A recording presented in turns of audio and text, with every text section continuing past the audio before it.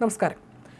ദേശീയ മെഡിക്കൽ പ്രവേശന പരീക്ഷയായ NEET U ഫലം പുറത്തു വന്നപ്പോൾ ഇന്ത്യക്ക് പുറത്തുള്ള പരീക്ഷാ കേന്ദ്രങ്ങളിൽ ദുബായിൽ നിന്നുള്ള പ്രവാസി വിദ്യാർത്ഥി സങ്കൽപ് സന്ദീപ് നായികിന് 1ാം റാങ്ക്. 720-ൽ 650 മാർക്ക് നേടിയാണ് സങ്കൽപ് ഈ അപൂർവ നേട്ടം കൈവരിച്ചത്. 99.9253% ഓൾ ഇന്ത്യ റാങ്കിൽ 1398 സ്ഥാനവും ഈ മിടുക്കൻ സ്വന്തമാക്കി. ദുബായ് JSS പ്രൈവറ്റ് സ്കൂൾ വിദ്യാർത്ഥിയായ സങ്കൽപ് അവിടുത്തെ സ്വകാര്യ കോച്ചിംഗ് ഇൻസ്റ്റിറ്റ്യൂട്ടിലാണ് പ്രവേശന പരീക്ഷയ്ക്കായി പരിശീലനം നടത്തിയത്. എഞ്ചിനീയറായ സന്ദീപ് നായികിന്റെ മകനാണ്. പരീക്ഷ നീട്ടിവെച്ചതിനെ തുടർന്നുണ്ടായ മാനസിക ബുദ്ധിമുട്ടുകളായിരുന്നു പഠനകാലത്തെ ഏറ്റവും കഠിനമായ ഘട്ടമെന്ന് ഈ 18-കാരൻ പറയുന്നു.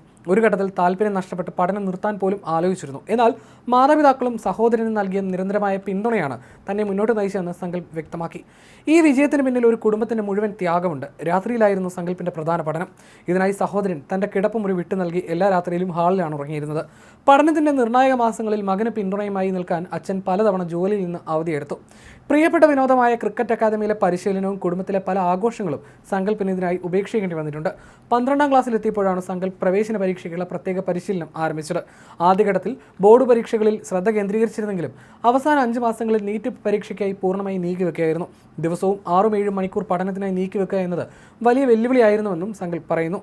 കുട്ടിക്കാലം മുതലേ ന്യൂറോ സർജൻ ആകണമെന്നതായിരുന്നു സങ്കൽപ്പിന്റെ ഏക ലക്ഷ്യം. നാഗ്പൂരിലെ എയിംസിൽ ഉപരിപഠനം നടത്തി മികച്ചൊരു ന്യൂറോ സർജൻ ആകാനാണ് ഈ യുവാവ് ആഗ്രഹിക്കുന്നത്. പ്രവേശന നടപടികൾ പൂർത്തിയാക്കിയ ശേഷം ഓഗസ്റ്റിൽ ദുബായിലേക്ക് മടങ്ങാനാണ് തീരുമാനം.